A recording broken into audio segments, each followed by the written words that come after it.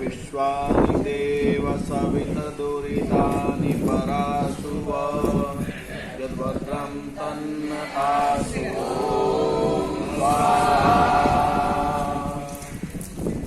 सभी स्वाहा बोले। ओम चेता आश्रितमिन्दवस्तिरा पवित्रमासवाः विश्वान्यभीषौ भगाः ओम विगणन्तो दुरिता पुरा शुभा शोकाय वाजिनः स्वमनाक्रणवन्तु अर्वतो ओम क्रणवन्तो वरिवो गवे अभ्यर्सन्ति सुस्तुतिं पीडामस्मभ्यं संयतो मेधाभिधीयते कौमानो मनावधि अंतरिक्षेण यातवो सोमासहो जुहो रूपं न वर्तते भर सुस्वाणो देववीतये ओम आना इंदो धृतज्ञिनं गवां तोषं स्वयं स्वाहा भगति मूकयो ओम तंपान्द्रमणानि विव्रतं सरतेषु महोदिवाः चारुं सुप्तये महे ओम संवृत्ताधृष्टमोक्षयां महामहीव्रतं परं सतं पुरोरुक्षिणो ओम अतस्वारैरभ्ययद्राजानं सुकृतो दिवाः सुपर्णो अव्ययथि भरो ओम अधाहिन्वान इंद्रियं जयायो महित्वमानशे अभिष्टविचर्षणो ओम विश्वस्मा इतस्वर त्रिशेषाधारणं रजस्पुरं गोपामृतस्विर्धतो ओम इषे पवस्वधारया विद्यमानो मनीषिभिः इंदो रुचाभिकागहि ओम पुनानो वरिवस्नो यूजं जनाय गिर्वण हरे प्रजान आशिरो ओम पुनानो देव बीतय किंवस याहि निष्कृतं युक्तारो वाजिघृतो ओम अग्निनाग्नि समिध्यते कविर्यपतिर्युवा हव्यवाहाजुभाष्यो ओम हविष्पतिर्दूतं देवं समर्यति तत्सप्रास्मत्राविता भवो ओम यो अग्निं देववीतये हविष्वाम् आविवासति तस्मै पावकं मृडयो ओम मित्रं हुवे पूतदक्षं वरुणं च ऋषादशं धियं कृताचिं साधन्तो ओम मृतेन मित्रा वरुणा वृता वृथा वृतस्पृशा कृतं बृहन्तमाशाथे ओम कवीनो मित्रा वरुणा तु विजाता पुरुषया दक्षं दधाते अपयो ओम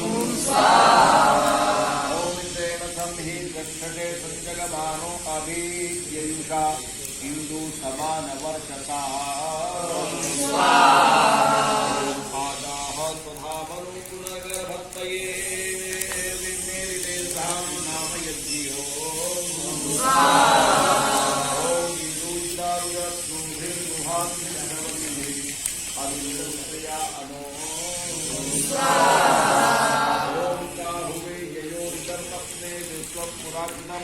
इंद्राग्निनमर्दतो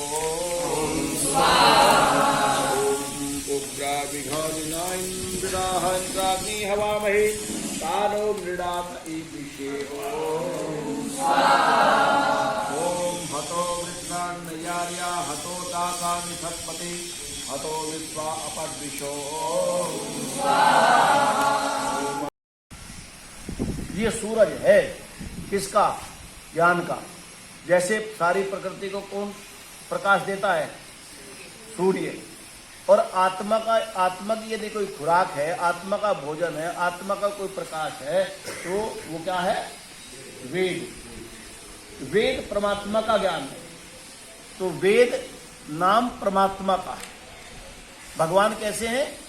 ज्ञान स्वरूप है। और जिसने परमात्मा को नहीं देखा वो वेद को देख लो, क्योंकि भगवान का तो शरीर नहीं होता और इतनी योग्यता हमारी है नहीं कि हम भगवान के दर्शन कर सके। वही भगवान का दर्शन आपकी आत्मा में आपको अनुभव होगा, क्योंकि वेद में है मंत्र और मंत्र में है विचार। मंत्र कहते हैं विचार को, और वेदों के अंदर परमात्मा का विचार है। ठीक समझ गए बच्चे? विचार, विचार समझते हो? भगवान की बात भगवान ने हमें बताया इस वेद में कि बच्चों ये करो और ये काम न करो। बड़े भी बताते हैं, बड़े बताते हैं कि छोटे बताते हैं? और सबसे बड़ा कौन है? बड़ों में बड़ा परमपिता परमेश्वर। तो परमेश्वर ने अपने पुत्र जीवात्मा के लिए एक ज्ञान दिया था, एक संविधान दिया था, एक नियमावली दी थी। तो यह क्या है? हमारी नियमावली है। जब हम नियम में चलेंगे तो हमारी तरक्की हो जाएगी, हमारी उन्नति हो जाएगी। और आए भी हम उन्नति के लिए थे। और नियम के विरुद्ध चलेंगे तो कोई व्यक्ति नियम के विरुद्ध चलता है राष्ट्र के, और उसने किसी को मार दिया, वो अच्छा किया बुरा? तो बच्चों बुरा किया ना, तो अब वो कहां जाएगा? जेल में जाएगा।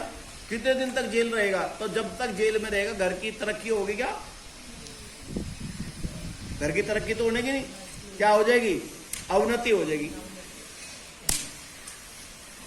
क्यों? क्योंकि उन्होंने नियम के विरुद्ध काम किया, राष्ट्र के नियम के विरुद्ध भी और परमात्मा के नियम के विरुद्ध भी।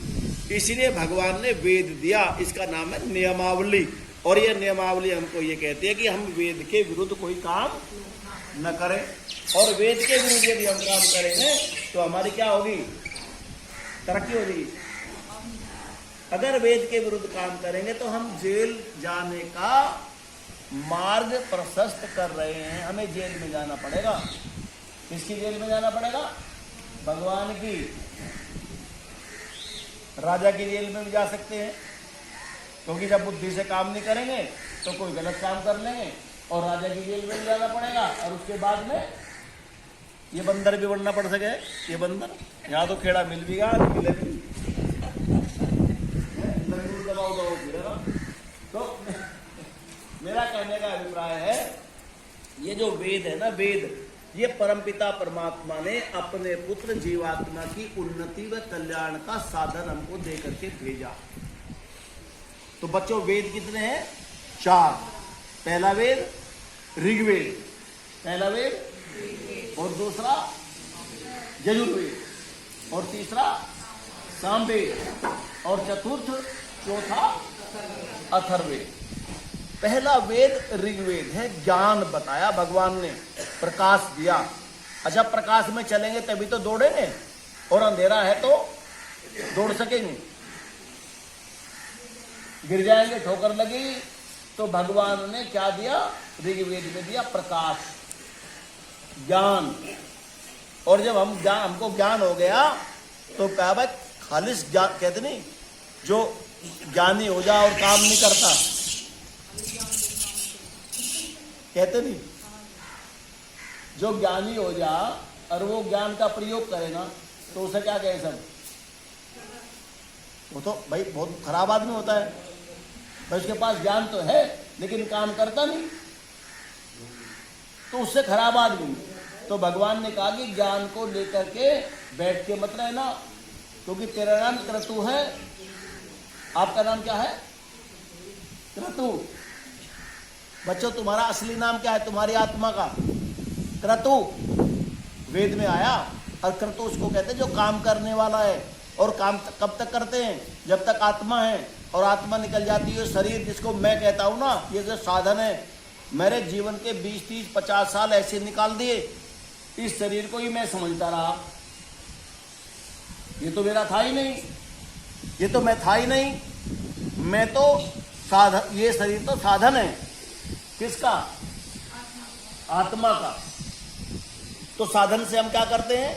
उन्नति करते हैं। हमारे घर में साधन है तो घर की उन्नति हो जाएगी। हमारे पास पढ़ने के साधन है तो आपकी उन्नति हो जाएगी, और साधन नहीं है तो ये शरीर क्या हुआ? साधन। अब दुर्भाग्य से वेद का ज्ञान था नहीं, मैं अंधेरे में जी रहा था, तो मैंने इस शरीर को क्या समझ लिया? मैं समझ लिया। साधन को क्या समझ लिया बच्चों? मैं समझ लिया। और ये मैं धीरे धीरे धीरे धीरे धीरे धीरे बूढ़ा होता चला गया और एक दिन छूट गया।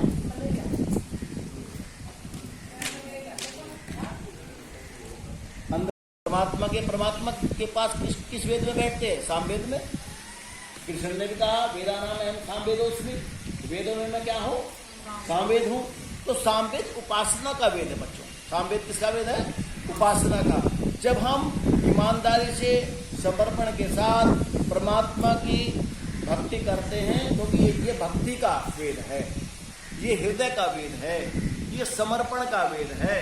जब हम पूर्ण समर्पण के साथ भगवान की भक्ति करते हैं तो वो तुम्हारे पारितोषिक को तुम्हें दे देता। रास्ता नहीं है वो, हम रख सकते हैं।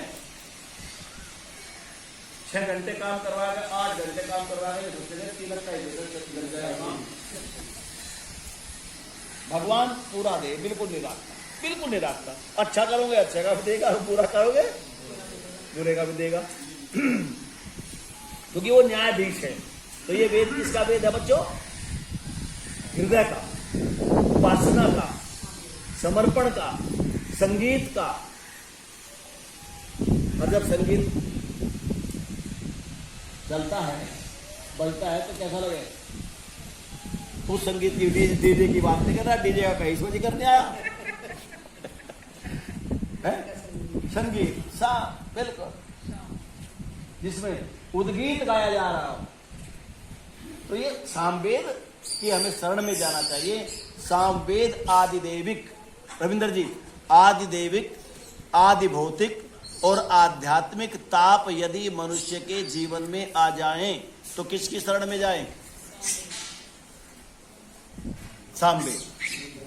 मान लिया मुझे कोई दिक्कत है, मैं उस दिक्कत को दूर कराने के लिए संबंधित व्यक्ति तो खोजूंगा, भाई रविंदर कर सके इस काम को, क्योंकि उन्हें महारत हासिल है, वे विशेषज्ञ हैं, तो मैं वही जाऊंगा।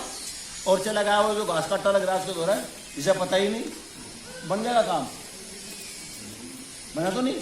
तो इसी प्रकार से परमपिता परमात्मा ने ये सामवेद हम आदिदेविक और आदि भौतिक और आध्यात्मिक जब समस्याओं से घिर जाते हैं तो किसके पास जाएं? सामवेद के पास जाएं।